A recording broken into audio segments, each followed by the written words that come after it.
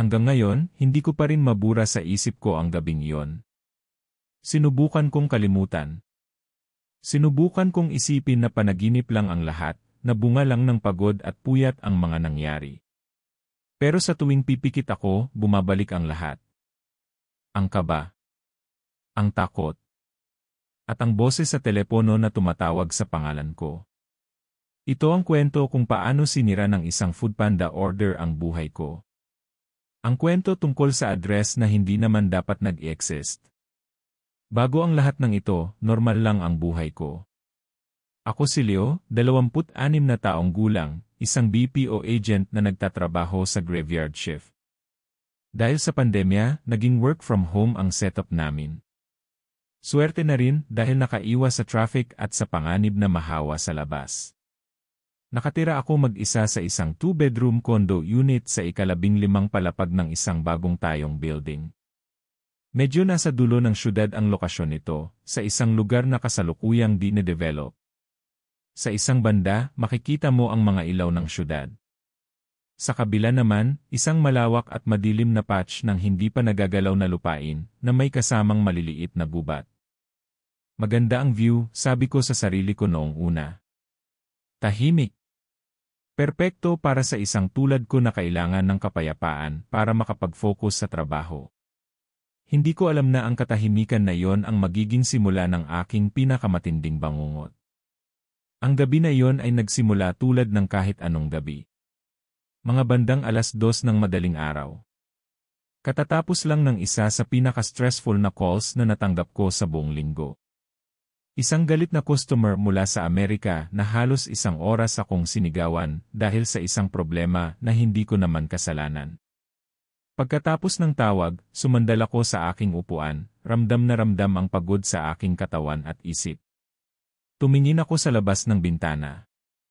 Ang karaniwang tanawin ng mga kumukutitap na ilaw ng syudad ay parang lalong nagpaparamdam sa akin ng pag-isa.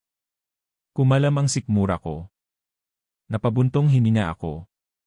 Hindi pa pala ako kumakain ng hapunan. Masyado akong naging abala sa trabaho.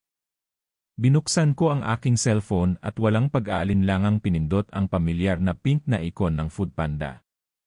Ito na ang naging karaniwan kong takbuhan sa mga gabing pagod ako at walang lakas para magluto. Isang mabilis na scroll sa mga paborito kong restaurant at napili ko ang isang lugawan na bukas 24 oras. Goto. Tamang-tama sa pagod at sa malamig na hangin ng madaling araw. Inilagay ko ang order ko. Isang special goto na may maraming bawang at chicharon at isang order ng tokwat baboy. Habang nasa checkout page na ako, kinumpirma ko ang address ko. Vista Verde Residences, Tower V, Unit 1507. Iyon ang address ko.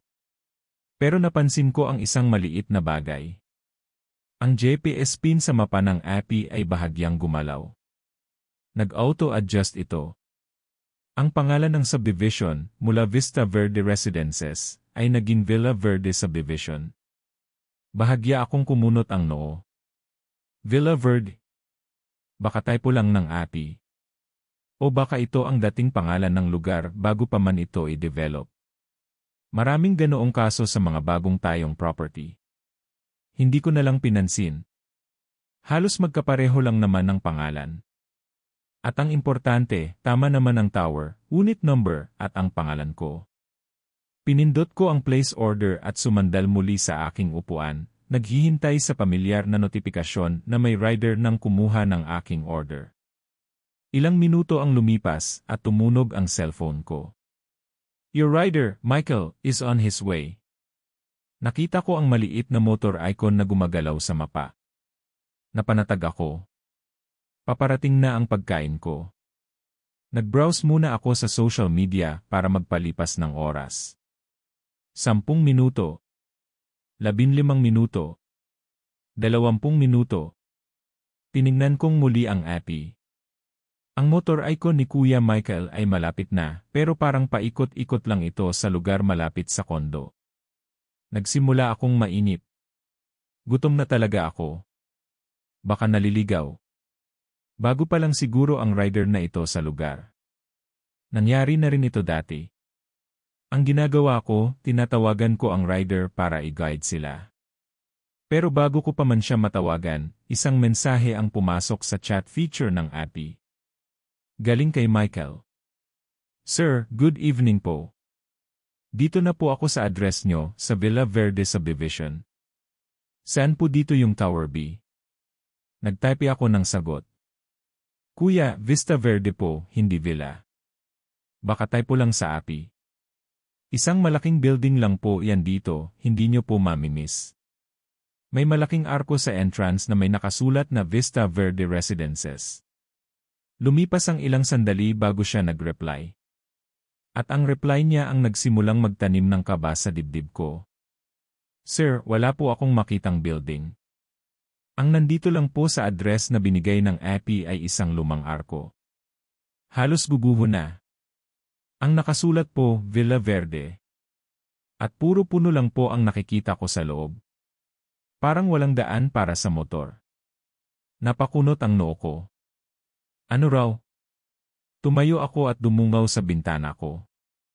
Mula sa ika-15 palapag, kitang-kita ko ang maliwanag na entrance ng aming subdivision. Ang modernong arko na may kumikinang na mga letra. Ang gwardiya sa post ang maayos at sementadong daan.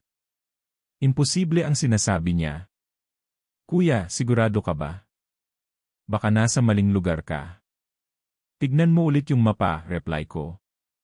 Tiningnan ko rin ang mapa sa aking API. Ang pin ni Kuya Michael ay nasa ibabaw mismo ng pin ng aking kondo. Nagko-coincide ang aming mga lokasyon. Paanong nangyayari ito?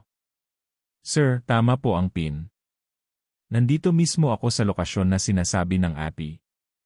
Gusto niyo po, sendan ko kayo ng picture. Sige, kuya. Para makita ko, sagot ko, medyo naiinis na pero mas nangingibabaw ang pagtataka. Ilang segundo lang, isang larawan ang lumitaw sa aming chat. At sa pagkakita ko nito, nanlamig ang buong katawan ko. Ang larawan ay madilim, kuha mula sa cellphone camera na may mababang kalidad. Pero malinaw na malinaw ang nasa litrato. Isang luma, gawa sa batong arko na halos natatakpan na ng mga baging at halaman. Sa itaas nito, may mga salitang inukit sa bato. Bagamat may mga lumot na, nababasa pa rin, Villa Verde. At sa likod ng arko, wala kang makikitang kalsada o mga bahay. Tanging kadiliman at ang mga balangkas ng matataas at baluktot na mga puno. Ang itsura nito ay parang isang pasukan papunta sa isang abandonadong hasyenda sa probinsya, hindi isang subdivision sa gitna ng papaunlad na syudad. Napaatras ako mula sa aking cellphone. Paano? Paanong nangyari ito? Tumingin ulit ako sa bintana. Ang maliwanag at modernong Vista Verde Residences. Tumingin ulit ako sa litrato. Ang luma at nakakatakot na Villa Verde. Magkaibang magkaiba. Ngunit ayon sa mapa, nasa iisang lugar lang kami. Nanginginig ang mga kamay ko habang nagtatype ng reply. Kuya, hindi yan dito. Imposible yan. Lumayo ka dyan. Baka kung ano yan. Ay cancel ko na lang yung order. Ang sumunod na reply niya ang nagpatindig sa lahat ng balahibo sa katawan ko. Sir, ayaw po. Hindi ko po makancel. At saka, sir, may naririnig po ako. Anong naririnig mo? Mabilis kong tanong. Parang may umiiyak, sir. Mahina lang.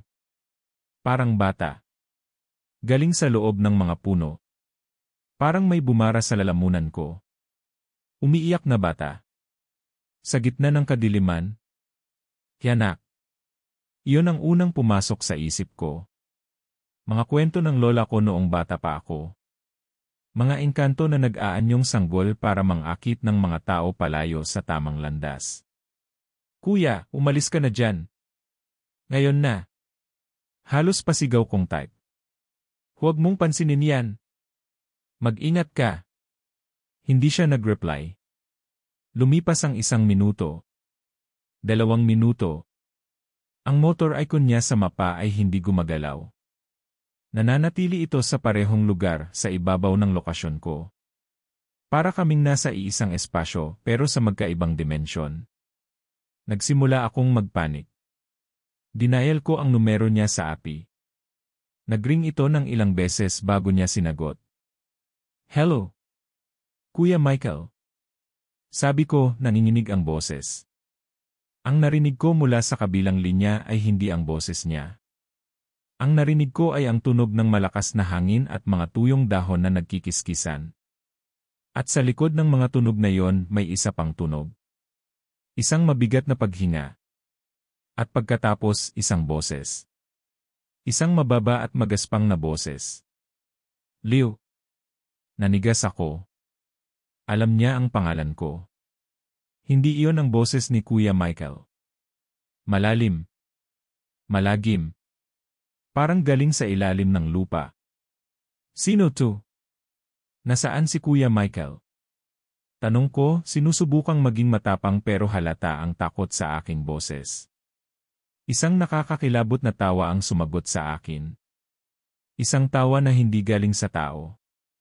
At pagkatapos, isa pang mensahe ang pumasok sa Foodpanda API.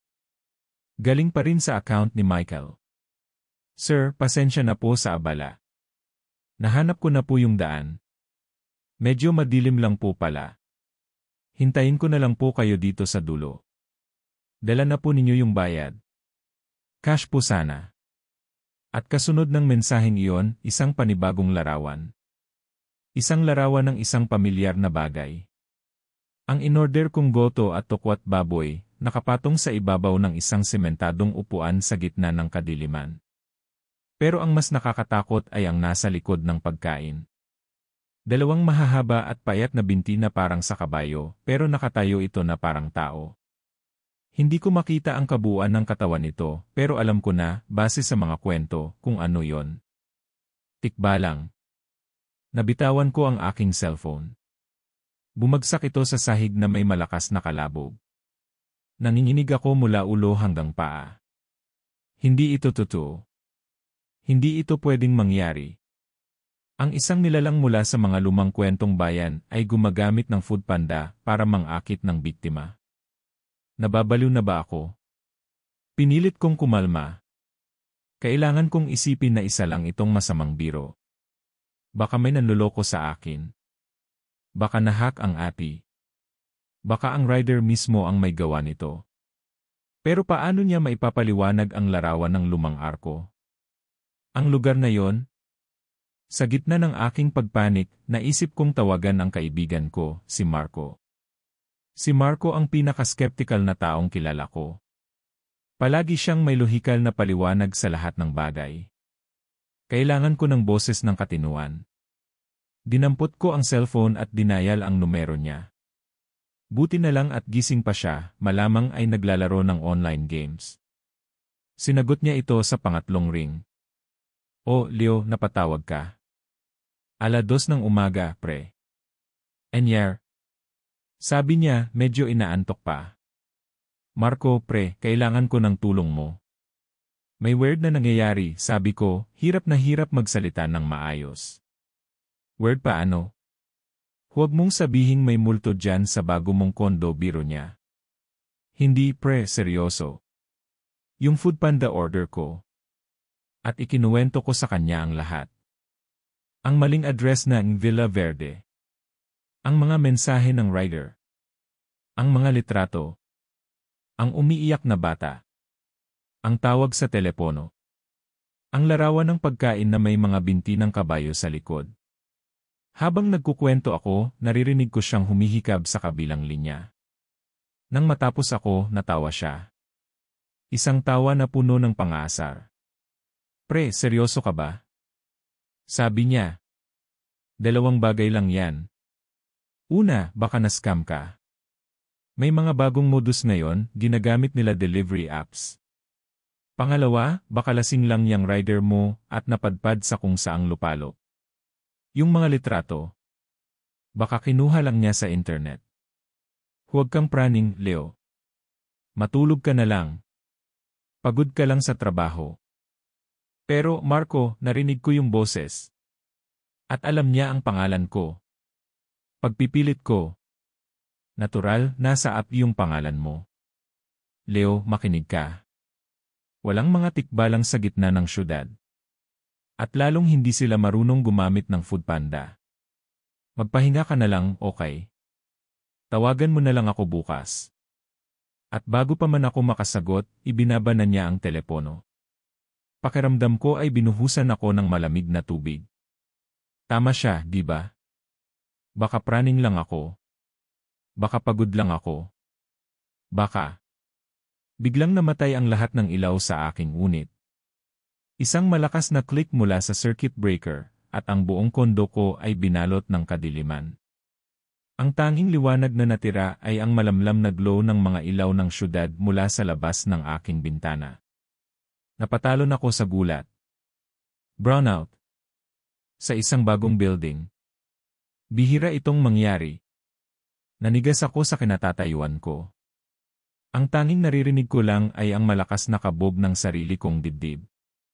Sinubukan kong buksan ang ilaw sa cellphone ko, pero sa panginginig ng aking mga kamay, hirap akong mahanap ang ikon. At doon ko narinig. Isang kaluskos. Galing sa labas. Sa aking balcony. Impossible. Nasa 15 palapag ako. Walang sinuman o anuman ang dapat na nandoon. Dahan-dahan akong lumingon, ang mga mata ko ay nanlalaki sa takot. Ang sliding glass door papunta sa balcony ay natatakpan ng manipis na kortina, pero may nakikita akong anino sa likod nito. Isang malaki at hindi regular na anino. Pinigil ko ang aking paghinga. Baka guni-guni ko lang. Baka anino lang ng isang halaman. Pero wala akong halaman sa balcony. At pagkatapos, isang malakas na tunog ang yumanig sa buong unit. Thump. Isang malakas na pagtama sa salamin ng pinto. Napasigaw ako at napaatras, natumba sa sahig. Ang anino ay gumalaw. Itinaas nito ang isang bagay na parang kamay at kumatok muli, pero ngayon ay mas marahan. 3 beses. Tok. Tok. Tok. Isang tunog na parang nagtatanong. Isang tunog na parang paanyaya. Nananatili akong nakaupo sa sahig, hindi makagalaw, nakatitig sa pinto. Ang takot ay parang lason na kumakalat sa buong sistema ko. Hindi ito scam. Hindi ito biro. Totoo ito. At nandito na siya. Sinundan niya ako. Paano niya nalaman kung nasaan ako? Paano siya nakaakyat sa 15 palapag? Nagring ang cellphone ko na nasa sahig. Ang screen nito ay nagbibigay ng nakakasilaw na liwanag sa madilim na kwarto. Ang pangalan ni Kuya Michael ang nasa screen. Sa sobrang takot, sinagot ko ito. Hello. Halos pabulong kong sabi.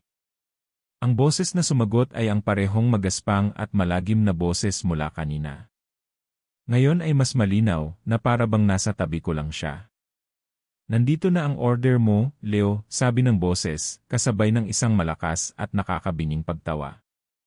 Buksan mo ang pinto. Kasabay ng mga salitang iyon, isa pang malakas na thump ang tumama sa salamin. Nakita ko ang isang lamat na lumitaw sa pinto. Sinusubukan niyang pumasok. Doon ako natauhan. Ang takot ay napalitan ng isang desperadong pangangailangan na mabuhay. Kailangan kong tumakas. Kailangan kong umalis dito. Mabilis akong tumayo. Naalala ko ang sinasabi ng lola ko. Isang lumang pamahiin. Kapag naliligaw ka dahil sa isang tikbalang, kailangan mong baligtarin ang suot mong damit para malito ito. Isang maliit at desperadong pag-asa, pero iyon lang ang mayroon ako. Nanginginig ang mga kamay ko habang mabilis kong hinuhubad ang aking shirt at isinusuot itong muli ng baligtad. Crack! Ang lamat sa salamin ay lumaki. Nakita ko sa isang saglit ang isang malaking figura sa labas. Ang mga mata nito ay nagliliwanag na parang 20 pulang baga sa gitna ng kadiliman. Hindi ko na hinintay pa. Tumakbo ako papunta sa pinto ng aking unit. Hinawakan ko ang doorknob, nanginginig. Paano kung nasa labas din siya? Paano kung naghihintay siya sa hallway? Wala akong pagpipilian. Binuksan ko ang pinto at sumilip. Ang hallway ay madilim din, ang emergency lights lang ang nagbibigay ng kaunting liwanag. Tahimik. Walang tao. O anumang bagay. Dahan-dahan akong lumabas, isinara ang pinto sa likod ko nang walang ingay. Aling daan? Sa elevator. Hindi masyadong delikado. Baka matrap ako sa loob. Sa fire exit. Iyon ang pinakaligtas na daan. Nagsimula akong maglakad ng mabilis sa hallway, ang mga paa ko ay parang walang tunog sa carpeted na sahig. Papunta ako sa fire exit sa dulo ng pasilyo. Bawat anino ay parang isang halimaw na nag-aabang. Bawat kaluskos ay nagpapatindig ng aking balahibo. Malapit na ako sa pinto ng fire exit nang marinig ko ito. Isang mabigat na tunog. Parang stomp. Galing sa kabilang dulo ng hallway. Lumingon ako. Sa kadiliman, sa tapat ng elevator, may nakatayong isang figura. Matangkad. Payat. Ang mga braso at binti nito ay hindi proporsyonal sa katawan, sobrang haba. Nakatayo ito sa paraang hindi natural, ang ulo nito ay nakatagilid sa isang anggulo na siguradong makakabali ng liig ng isang tao. At ito ay ang anyo ni Kuya Michael, ang nawawalang Foodpanda rider. Nakasuot pa rin siya ng kanyang uniforme at helmet. Pero alam kong hindi siya yon. Dahan-dahan itong nagsimulang maglakad palapit sa akin. Bawat hakbang ay mabigat at may kasamang tunog na parang mga kuko ng kabayo na tumatama sa sahig. Sir Leo, sabi nito, gamit ang boses ni Kuya Michael, pero ngayon ay walang buhay, parang isang sirang recording. Yung bayad po ninyo. Tumakbo ako. Buong lakas kong tinulak ang pinto ng fire exit at pumasok sa hagdanan. Bumagsak ako sa unang baitang, pero mabilis akong tumayo at nagsimulang tumakbo pababa. Ang tunog ng mga yabag sa likod ko ay sumusunod, mas mabilis, mas malakas. Hindi na ito tunog ng sapatos. Tunog na ito ng mga hoofs, mga kuko ng kabayo na humahampas sa semento. Tak tak tak tak tak. Ang tunog ay papalapit ng papalapit. Hindi ako lumingon. Alam kong kung lilingon ako, doon na ako mamamatay. Pababa ako ng pababa. 14 na palapag. 13. Ang bawat pinto na nadadaanan ko ay parang isang pag-asa, pero alam kong hindi ako pwedeng huminto. Ang hagdanan ay parang walang katapusan. Ang hangin ay naging mabigat at malagkit, na parang hindi na ako nasa loob ng isang building, kundi nasa gitna ng isang masukal na gubat. Ang amoy ng semento at pintura ay napalitan ng amoy ng mamasa-masang lupa at nabubulok na mga dahon. Tiningnan ko ang mga pader. Ang dating puting pintura ay parang natatakpan na ng lumot. Ang mga bakal na hawakan ay kinakalawang at napapalibutan ng mga baging. Nasaan ako? Narating ko ang pinto para sa ground floor. Buong lakas ko itong itinulak. Pero sa halip na ang pamilyar na lobby ng aking kondo, ang sumalubong sa akin ay kadiliman. At mga puno. Matataas na puno ng balete na ang mga ugat ay gumagapang sa lupa na parang mga ahas. Nasa labas ako. Pero hindi ito ang labas na alam ko. Wala ang mga ilaw ng syudad. Wala ang ingay ng mga sasakyan. Tanging ang huni ng mga kuliglig at ang nakakabinging katahimikan ng gubat. Nasa loob ako ng litrato. Nasa loob ako ng Villa Verde. Sa likod ko, narinig ko ang pagbukas ng pinto ng fire exit. At kasunod nito, isang nakakapangilabot na halakhak. Tumakbo ako. Tumakbo ako ng walang direksyon, ang tanging gabay ko ay ang takot. Sumasabit ang mga baging sa aking mga paa. Sumusugat ang mga sanga sa aking mukha at braso. Ang lupa ay malambot at maputik.